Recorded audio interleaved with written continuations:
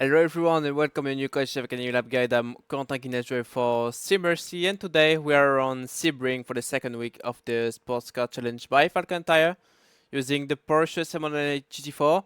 As usual, first I go with that lap and then we will get into the details about this combo for the second week. So yep, let's get started.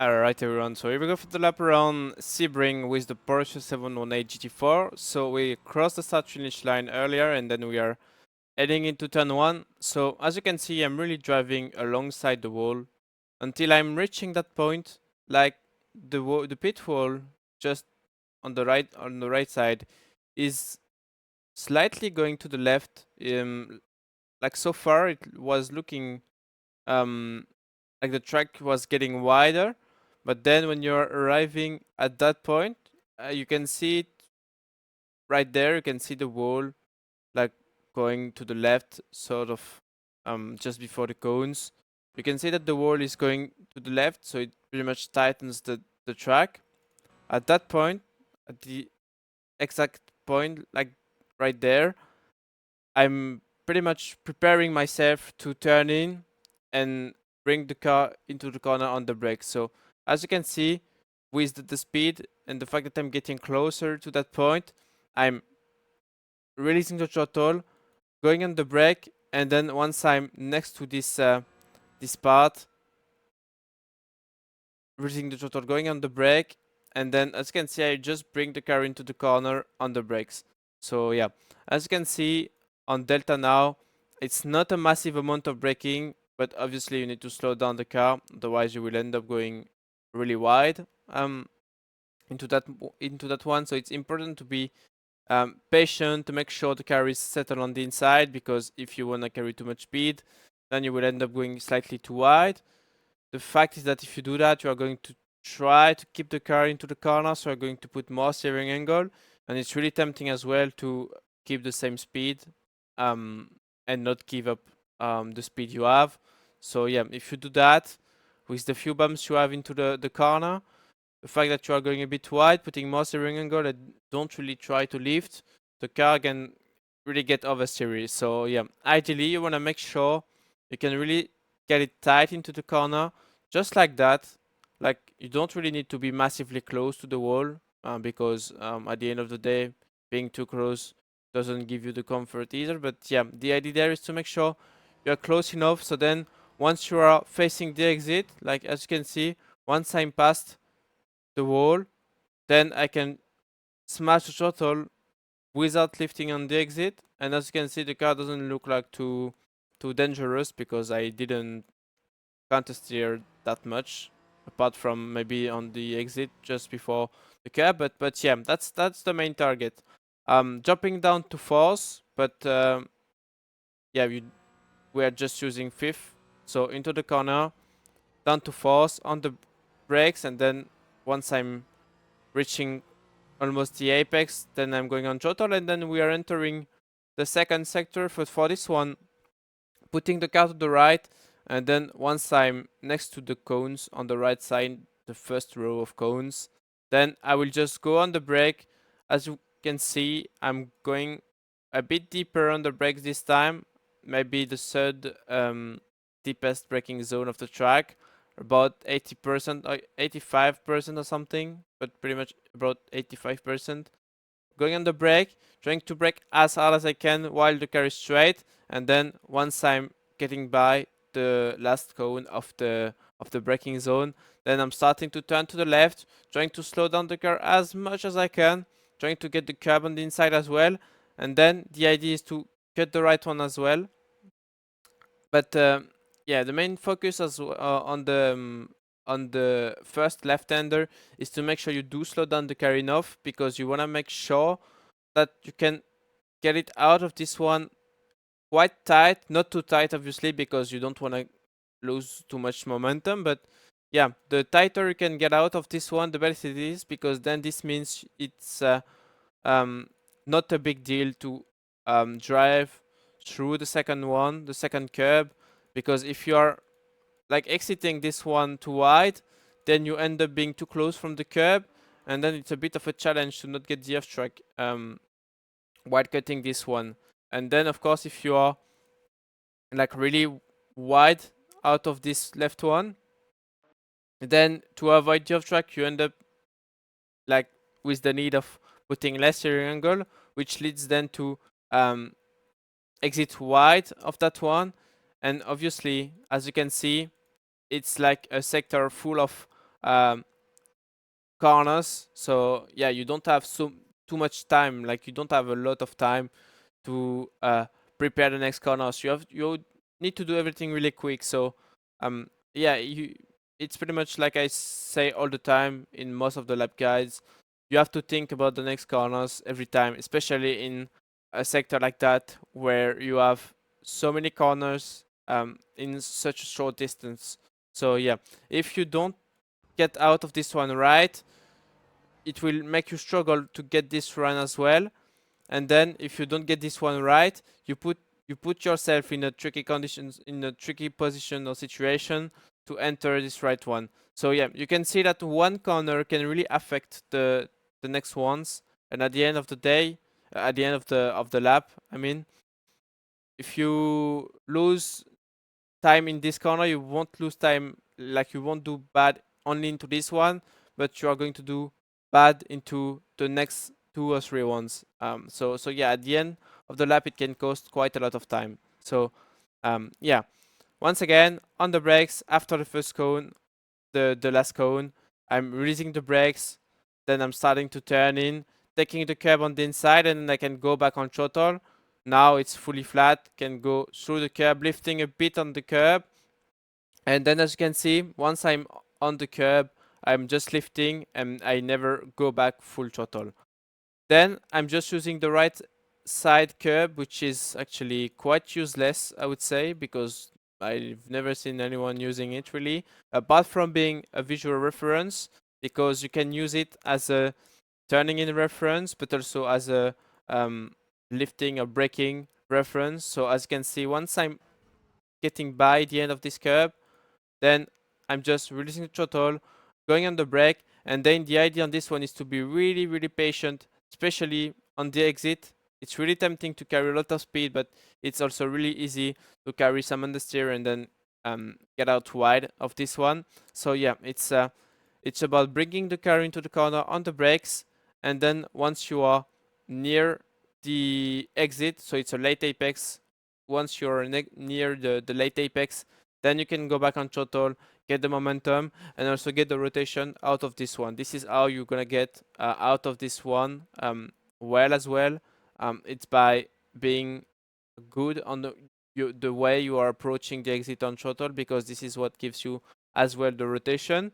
In the other end, you have to be careful, because if you are a bit too aggressive on throttle, it's really easy to get some oversteer on the way out. So yeah, it's a very interesting sector. This is where you can make good time, but this is also where you can make um, you can have some big lose in terms of time. So yeah, as you can see, not a big braking, about 25% before I'm going back on throttle. So yeah, and by the way, this is third gear all the way, dropping to third for this one, third as well for this one, and then you don't need to change gears all the way, but putting second. So yeah, then we are into the straight, so a bit of rest after this tricky sector, I would say. And then we are heading into the hairpin. So this is going to be the first cone as a braking reference. So as you can see, next to the first cones, going on the brake, deep on the brakes. As you can see on Delta, it's going to be the deepest braking area. So yeah, about 96%. So it's quite a lot, but you can use quite a lot of braking, considering most of the braking is on the straight, and then as you can see, raising the brakes while I'm getting into the corner. So yeah, it's quite simple braking. The only thing is to make sure, of course, you're not braking too late, especially with the Porsche, because then if you are going too fast into the corner with the Porsche, it's quite difficult to get back the grip at the front. So yeah, it feels quite the front feels quite dead sometimes. So yeah, it's not so easy to get back the front if you've lost it because you entered too quick into the corner. So yeah. So next to the first cone, the last cone, pretty much, I'm just releasing the brakes, as you can see, slowly turning in, and then I try to quickly straighten the steering on the exit. That's the main target on the way out. It's not so easy. This corner is not so easy with the Porsche in general, because the front is really lazy, so it's difficult to really bring the car into the corner. So yeah, it's the job is a bit harder compared to the other GT4, because yeah, the Porsche doesn't help overall, but it's the same in most of the track. Like, you have to work a tiny bit more or make some more efforts with the Porsche, especially into the tight corners. So yeah, as you can see, I'm trying to not really take the curb on the inside, because it can makes me lose some traction with the 3D curbs. So yeah, then on the exit, as you can see, using all of the track. So yeah, not a big deal crossing through the the dirt or the dust or whatever it is. So yeah, then, and by the way, it was the second gear corner of the hairpin. Then we'll head into the next corner, which is a right-hander 90-degree. For this one, just using the 3 cones as a reference, and I'm going to brake a few meters before.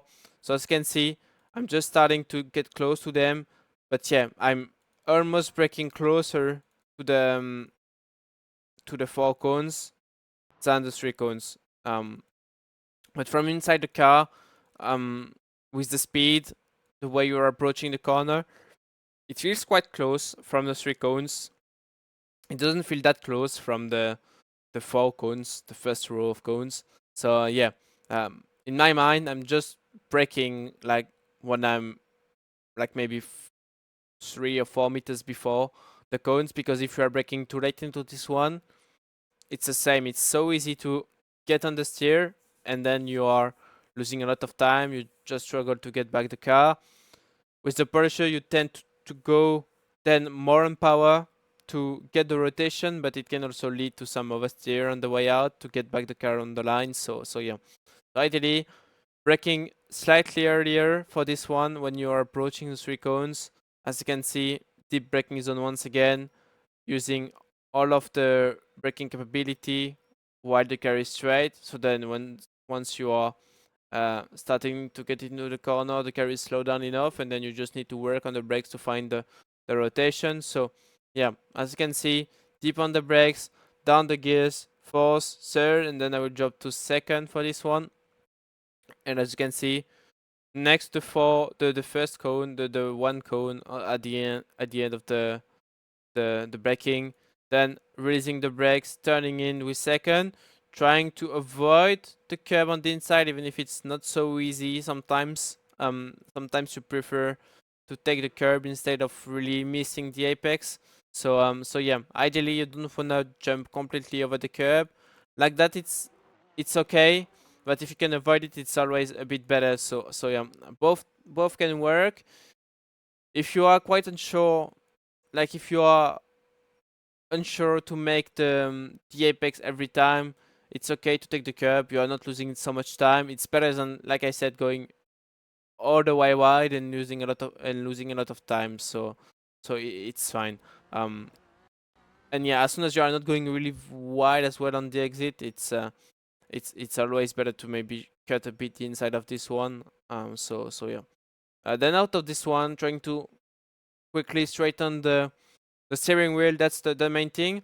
Then you can cross this left one. Use the curb and stuff. It's okay. It doesn't feel like it's upsetting the car at all. Then you can see staying all the way on the inside, and then we will approach um, the next corner. So this one is not so easy because you are coming from the right side. You need to bring the car to the left, but at the same time you need to brake, and then by doing all of this at the same time, you need to make sure you are capable to rotate the car to bring it into this right hander. So yeah, it's quite complicated.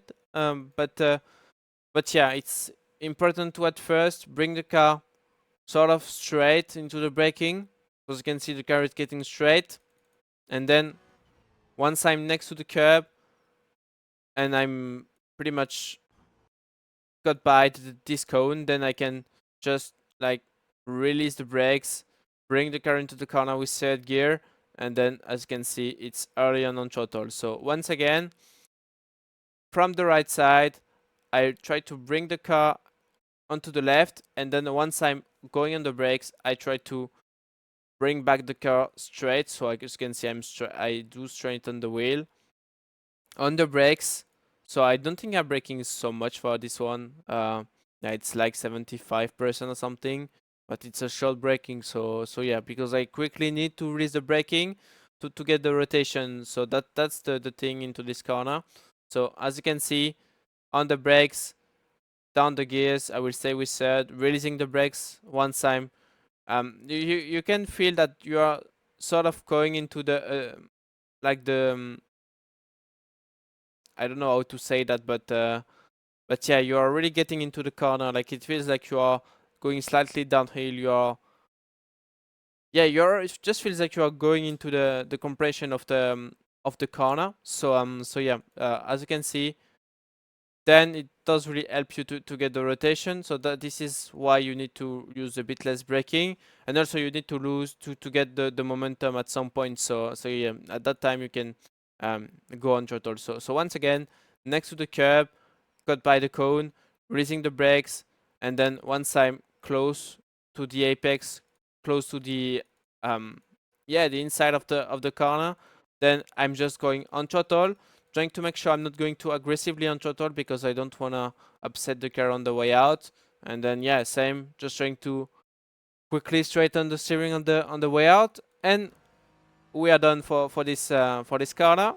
Then you have this double left, so you can cut the first one. Same for the second one, without cutting too much because you don't want to end up um, like smashing back the edge of the curb if you cut it too much. So yeah, you can cut it, but not too much, of course. Then once I'm getting by the curb on the left, then I can go on the brake. I let the car on the left so far to maximize the braking, and then once I'm close to the cone on the left, then I can bring the car into the corner on the brakes. So I will drop down to third, on the brakes, trying to make sure I can like use all of the curbing on the right side, but without um, going to the right, so without cutting really the curb, if I can tell it like that. I'm just using all of the curb, but I don't cut it. I'm not putting the right wheels on the right side of the curb, otherwise it's not really pleasant, I would say. The car can jump and can get all over the place. So yeah, this is not the idea there. We want to make sure we maximize all of the curbing on the right side, but we don't want to take more than that. So yeah. Um, on the brakes, as you can see, it's like 75% or something on the brakes, and then of course I'm releasing the brakes while I'm entering into the corner. So yeah, you can see the more steering angle I'm putting to the right, the less braking I'm actually using. So this is what you have to do to really maximize the rotation, because if you keep too much braking, I don't think I will really learn you something from there. I'm always telling the same in every lap guides, but obviously if you're braking too much and you are trying to rotate the car, it's not going to work. The car is going to go straight sort of, and yeah, it's not going to feel really pleasant. So yeah.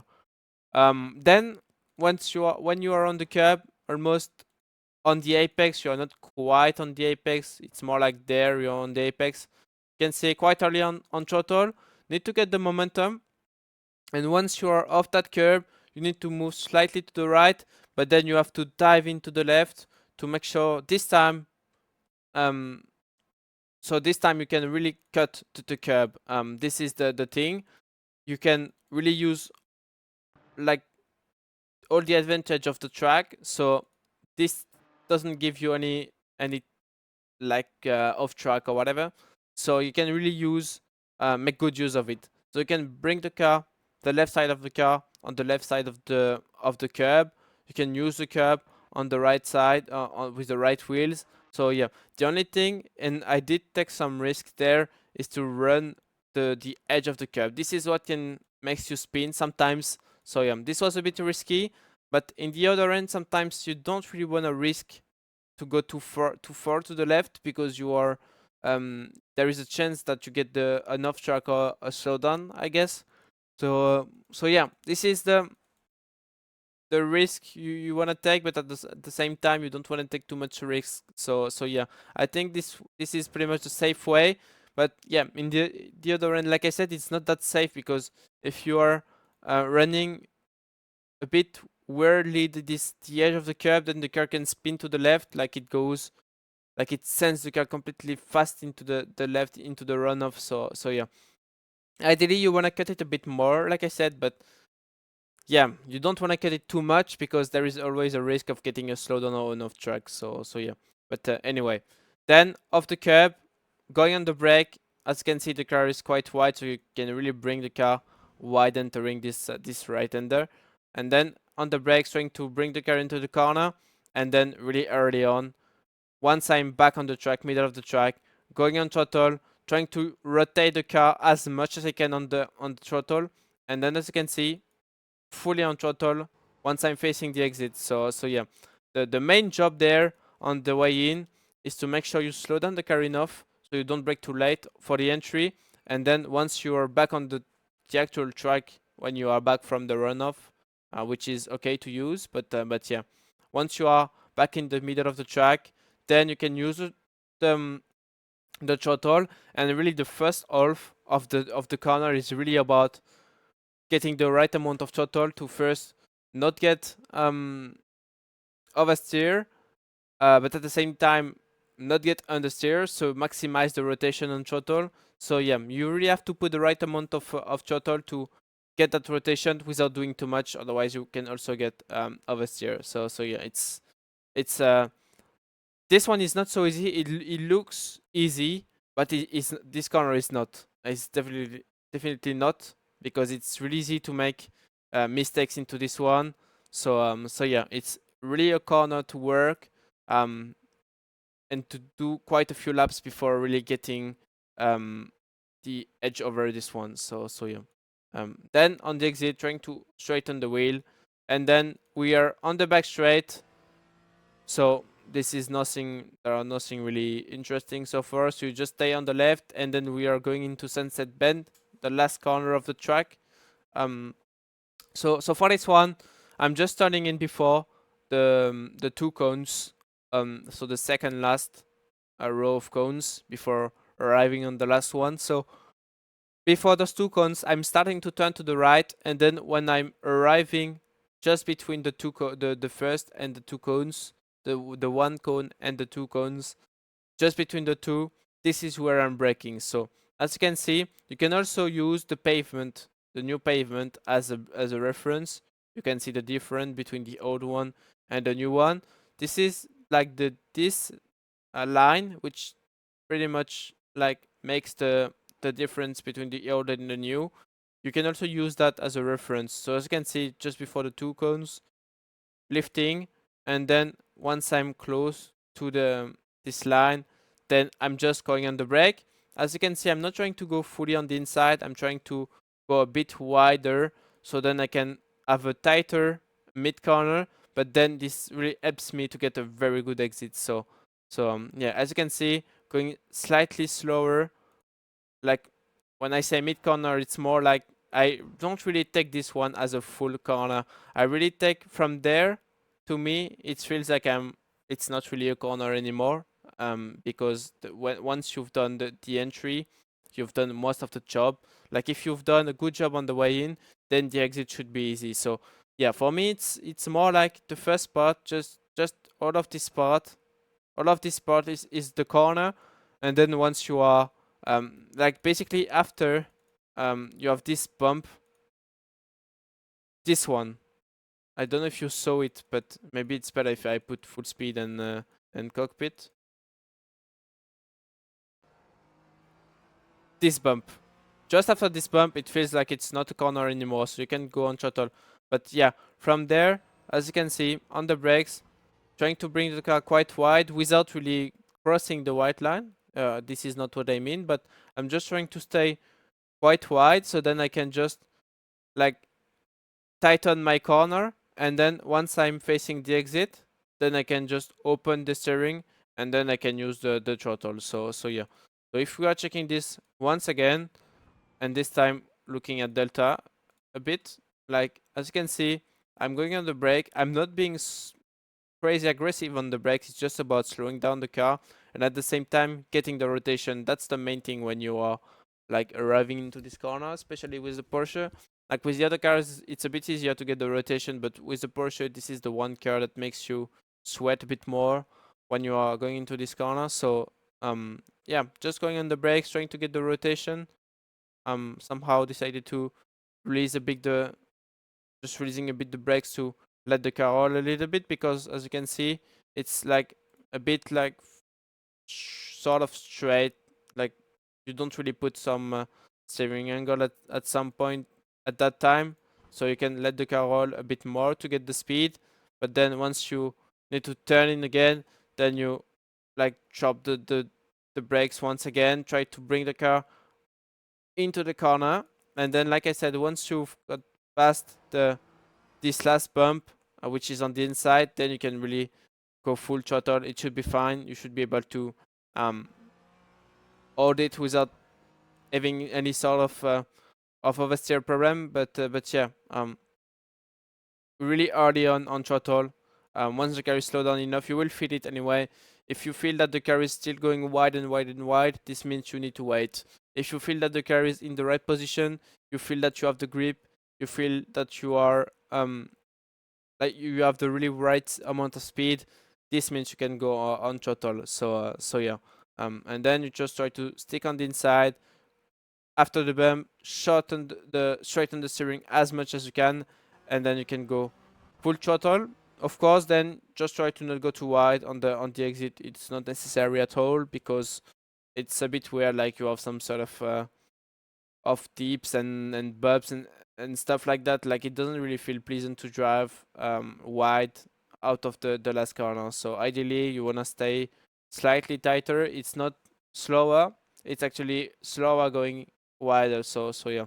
And then we've done the last corner. We are safe and we are crossing the line for the lap around Sebring. Alright everyone, so we are done for today. That was the week 2 lap guide of the sports car challenge by Falcon Tire together with the Porsche 708 GT4 and Sebring. Don't forget to like and subscribe to the Coach Dev Academy channel and join the Discord server if you have any questions about all the work we are providing. And I see you next week for the third week of the season. See you next time. Bye bye.